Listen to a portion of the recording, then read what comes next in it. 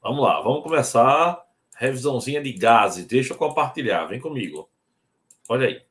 Então a gente vai começar logo aqui com a parte da teoria cinética dos gases. Olha aí. Vê que interessante, vê que interessante. Vê, quando a gente fala de um gás, lembre-se, você tem a fase gasosa, que é diferente do gás. Na fase gasosa, eu tanto posso ter o vapor, quanto eu posso ter o gás. Gás é diferente de vapor, tá? Por exemplo, a água até 374,15 graus Celsius, ela é vapor. Só acima de 374,15 graus é que a água vira gás. Então, o gás é quando tem uma maior liberdade entre as moléculas. Se eu pegar um vapor e apertar ele, ou seja, colocar pressão, ele volta a ser líquido. Se eu apertar o gás, ou seja, se eu colocar só pressão, o gás não volta a ser líquido, não. Eu tenho que botar pressão e temperatura. Então, o gás ele tem uma maior liberdade da molécula, da estrutura atômica, do que o vapor. Então, pessoal, uma espécie na fase gasosa, ele tem que estar acima do que chama de ponto crítico. O que é o ponto crítico? Ponto crítico é uma determinada temperatura e pressão que acima disso a substância é gás, abaixo ela ainda é vapor. Então, quando a água ferve, por exemplo, ela é vapor. Tá? Você teria que dar muito mais temperatura, até o que eu falei ali, para ela virar um gás. Olha, então como a gente vai estudar o estado gasoso, vamos ver as variáveis de estado: pressão, volume e temperatura. São as chamadas variáveis de estado: pressão, volume e temperatura. Pessoal, o que é pressão? Pressão de um gás é o resultado da colisão da molécula do gás contra a parede do recipiente. Então, a molécula do gás bate na parede do recipiente, dando origem à pressão. As unidades são atm e milímetros de mercúrio. Tem outras, tá? Tem bar, torricelli, tem várias. A priori, deixa eu revisar contigo que 1 atm é igual a 760 milímetros de mercúrio, que a pressão é ao nível do mar, não é? E aí é bem importante que a gente lembre o que é o volume de um gás. O volume do gás é o volume do recipiente, porque o gás ele se espalha, o gás ele sofre difusão, ele difunde. Então, o volume do gás é o espaço ocupado por ele. As unidades mais utilizadas são litro, mililitro e metro cúbico. E a gente tem que saber transformar. 1 litro tem 1000 ml. 1 metro cúbico tem 1000 litros. Importantíssimo saber isso, tá? Outro detalhe é a temperatura. O que é a temperatura? É o estado de agitação das moléculas. É o estado de agitação das partículas. Pessoal, a gente trabalha aqui no nosso país muito em grau Celsius, né? Tem país, como os Estados Unidos, que trabalha em Fahrenheit e tal. Mas em laboratório, a unidade é Kelvin. A gente não chama de grau Kelvin, tá? É só Kelvin, escala absoluta. Como é que eu transformo de Celsius para Kelvin? Eu pego a temperatura em Celsius e somo com 273. Aí eu acho ela em Kelvin. Então, pessoal, o que é um gás ideal? Pessoal, a gente está estudando uma ciência. Então, a ciência ela tem parâmetros. O primeiro parâmetro é um gás chamado de gás ideal. É aquele que obedece todas as proposições que se explica o comportamento de um gás. Então, eu posso dizer que um gás ideal é aquele que tem volume desprezível, que os choques são perfeitamente elásticos, que não há interação entre as moléculas do gás, eles têm total liberdade. Então, quando a gente analisa um gás, ele vai ter o quê? Ele vai ter uma agitação molecular, e essa agitação molecular, que é a temperatura, vai dar diretamente numa coisa chamada energia cinética. Então, a energia cinética média das moléculas, ela é proporcional à temperatura. A temperatura em Kelvin, tá?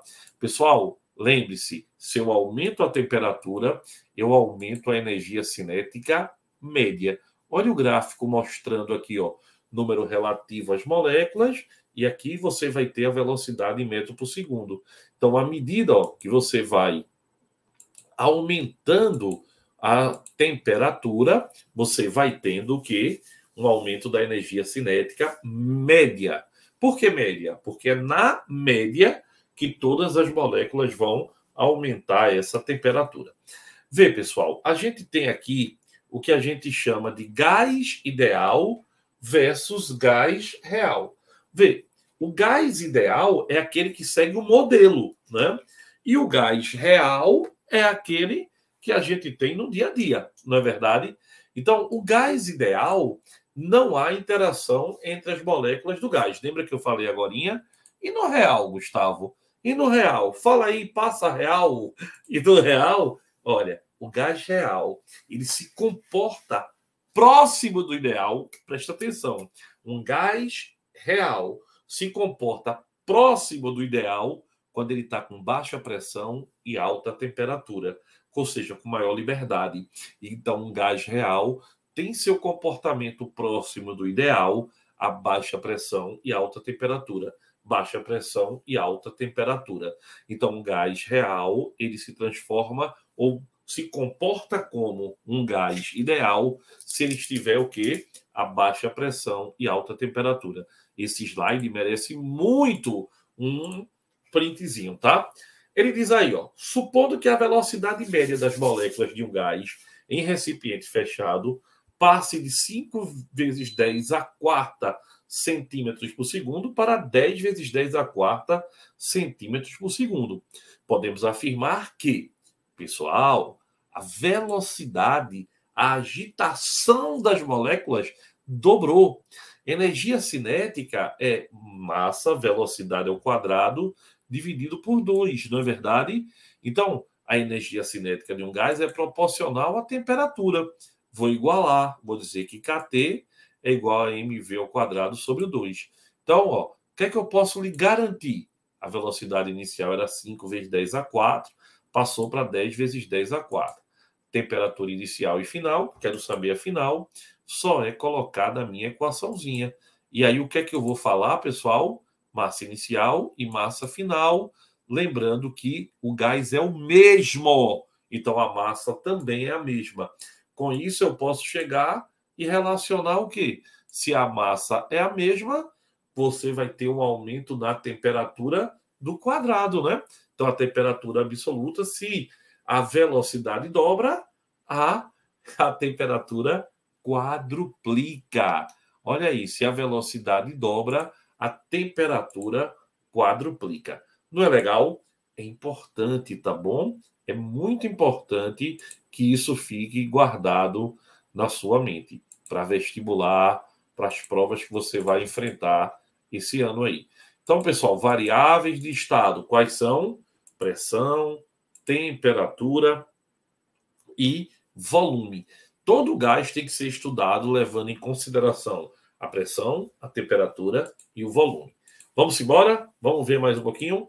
Vamos compartilhar. Vem comigo. Olha para cá. Olha que bonitinho. A gente agora vai para o segundo momento. Olha aí. Lembra que a gente falou quem são as variáveis de estado? Pressão, volume e temperatura. Eu quero relacioná-las, tá? Então, vê bem, pessoal. A condição de um gás pode ser alterado quando você altera uma variável de estado dessa. Então, vê. Para você saber o efeito do que você mexeu, por exemplo, para eu mexer na temperatura, eu tenho que deixar a pressão e volume constante. Para eu mexer no volume, eu tenho que deixar a pressão e temperatura constante. Então, pessoal, você fixa as variáveis, duas, e varia apenas uma. Então, eu tenho PV e T, pressão, volume e temperatura. E vamos pensar aqui no primeiro. Ó. Aumentei o quê? Apertei o êmbolo da injeção, aumentei a pressão. Quando eu aumento a pressão, o que é que acontece com o volume? Ele diminui, desde que a temperatura esteja constante. Então, eu estou relacionando pressão e volume com temperatura constante. Quando eu aumentei a pressão, o que é que aconteceu com o volume? Diminuiu.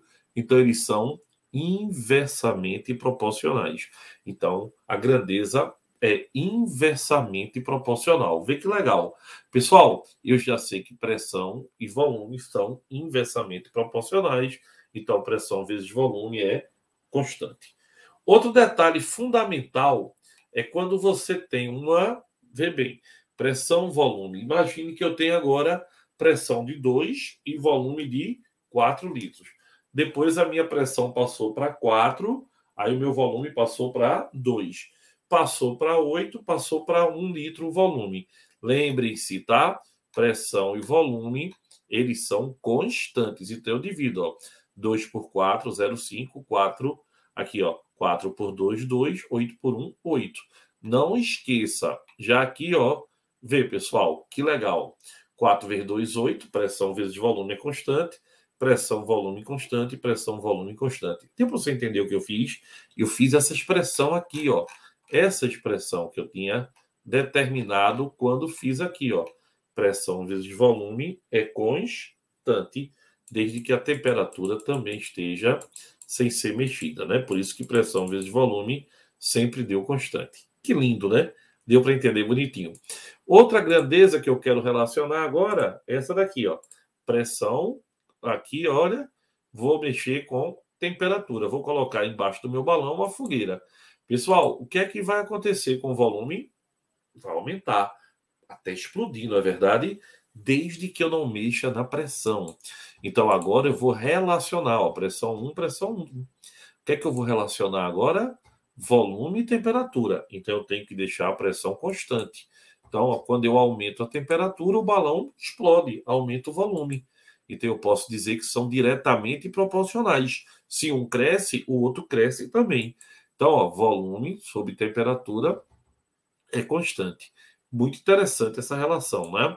Pessoal, quando a grandeza é diretamente proporcional, ó, eu coloquei aqui exemplos e você vai ter, ó, quanto é que vai dar? 100 vezes 10, 1.000. 200 vezes 24 mil. 300 vezes 3, 9 mil. Volume vezes temperatura não é constante, mas volume dividido por temperatura é constante. Então, quer dizer que volume é proporcional à temperatura. Olha aí, volume sobre temperatura é constante. Então, volume é proporcional à temperatura. Agora, vamos para a última relação. Olha aí. PV e T, vou aumentar a temperatura aqui, né? Mas agora vou deixar o volume constante. O bujão não deixa de ser bujão. Não é verdade? O bujão está lá. Então, o volume dele é constante, não vai alterar.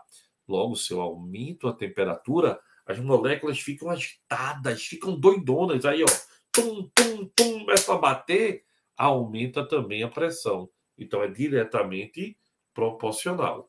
Então, quando eu escrevo diretamente proporcional, eu boto P sobre T constante.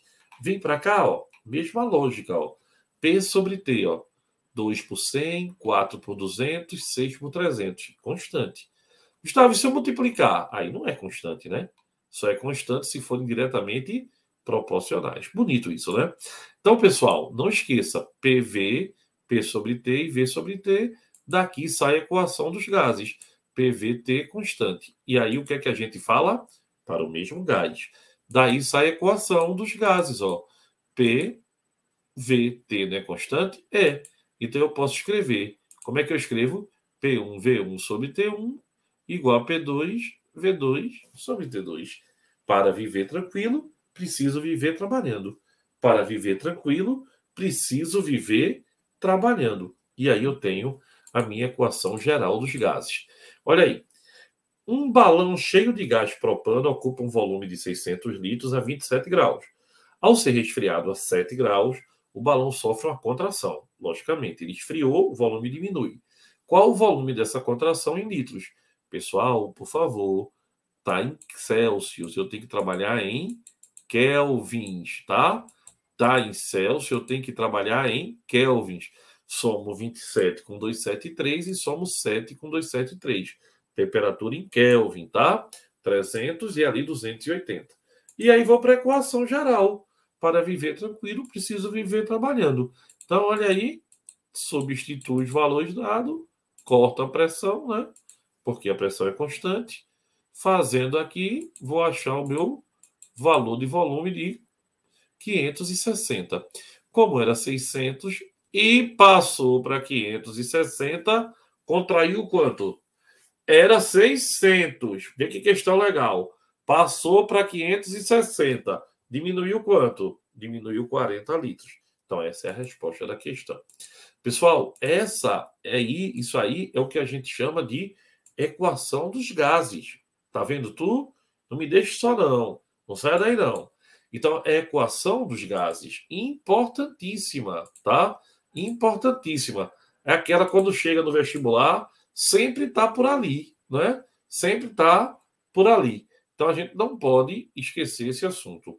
Equação dos gases. Gases perfeitos. Gases ideais. Bora continuar, que tem muito gás pela frente ainda. Olha que legal. A gente tem agora o terceiro tópico. Olha o terceiro tópico. Transformações gasosas. Pressão, volume e temperatura são as variáveis de estado.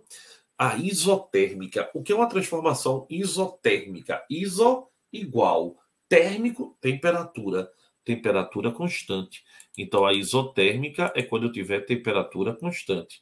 Então, pessoal, qual é a relação entre pressão e volume? Pressão e volume são inversamente proporcionais. Lembra disso? Quando eu aumento a pressão, eu diminuo o volume. Não foi isso? Então, daqui, ó, eu tiro a minha primeira equaçãozinha.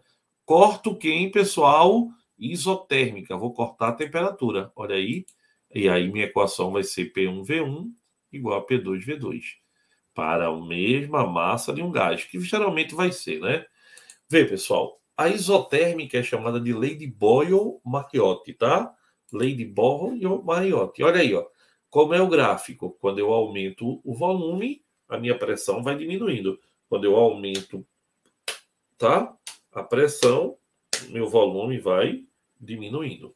Certo? Lembre da injeção que a gente mostrou agora aí. Isso é uma hipérbole equilátera, que nome lindo. Curva de isoterma. Então, à medida que o volume aumenta, a pressão diminui. E à medida que a pressão aumenta, o volume diminui. Bem interessante, né?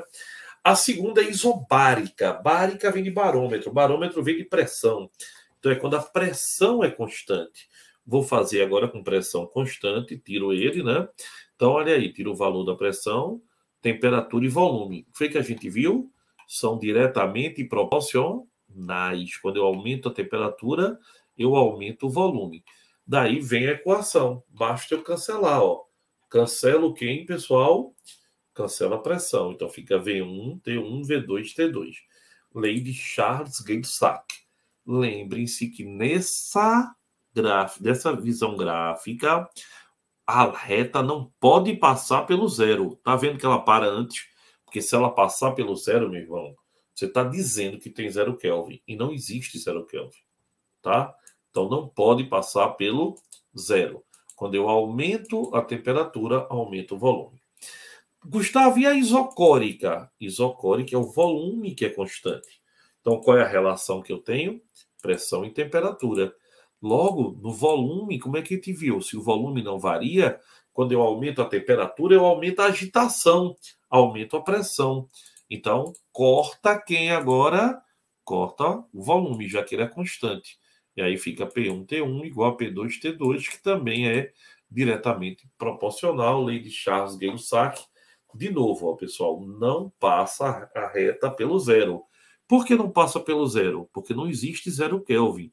Então, se a reta passar pelo zero, eu vou dizer que existe uma pressão onde a temperatura é 0 Kelvin. E 0 Kelvin é uma temperatura que não existe, ela é teórica. Certo? Olha a questãozinha aqui da UPE de Pernambuco. Ó. Um recipiente contém gás de 1 atm, volume de 100, temperatura de 20.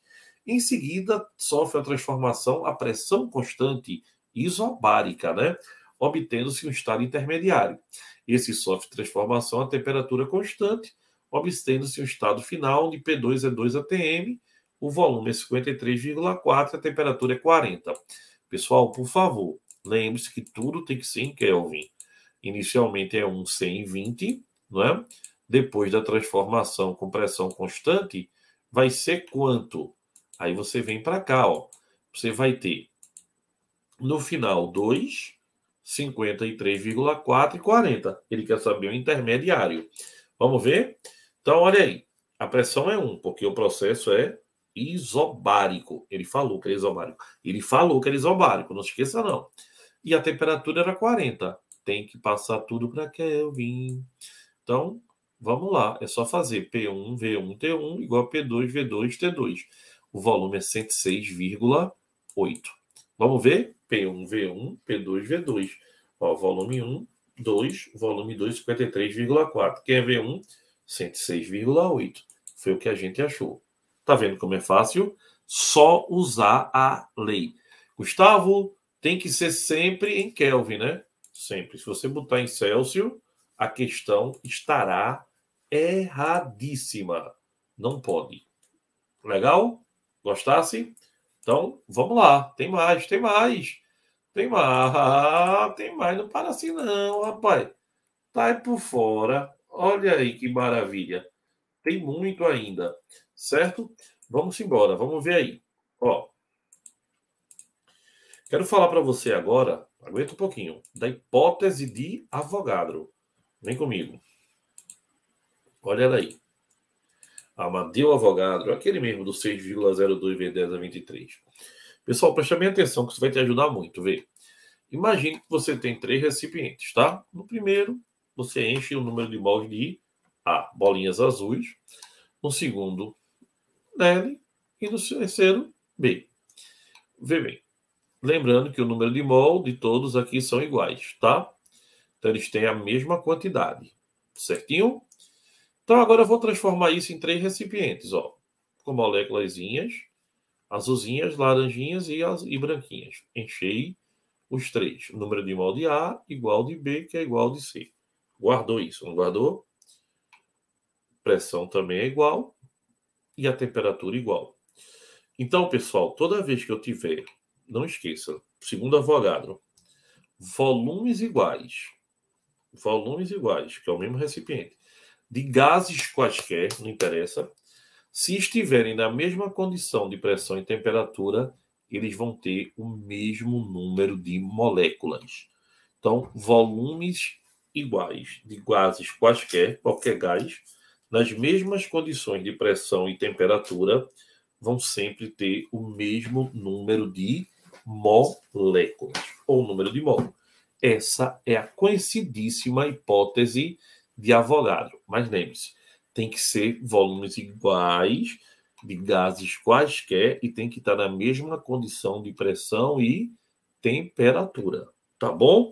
Então, volume molar. Pessoal, o volume de um mol depende da pressão e da temperatura. Alguém lembra o que é CNTP? Exatamente. Condições normais de temperatura e pressão. Então, ó, na pressão de 1 atm, que é a pressão da CNTP, temperatura de 0 graus Celsius, que é 273.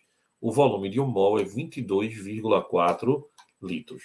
Então, aí, ó, Amadeu Avogadro sugeriu a hipótese conhecida como lei que volumes iguais de gases sobre a mesma condição possuem o mesmo número de moléculas. Então, ó, os 2 recipientes fechados idênticos, contendo hidrogênio e etano, que são 2 gases, a 25 graus e 2 atm de pressão, possuem a mesma massa. Vê, pessoal, não se esqueça, tá? Olha aí, como eles têm a mesma quantidade de moléculas, eles estão na lei de Avogadro. Volumes iguais de gases quaisquer, nas mesmas condições de pressão e temperatura, tem o mesmo número de moléculas. Não vai ter necessariamente a mesma massa. Certo? Não é legal? Gostasse? Te divertisse? Eu gostei.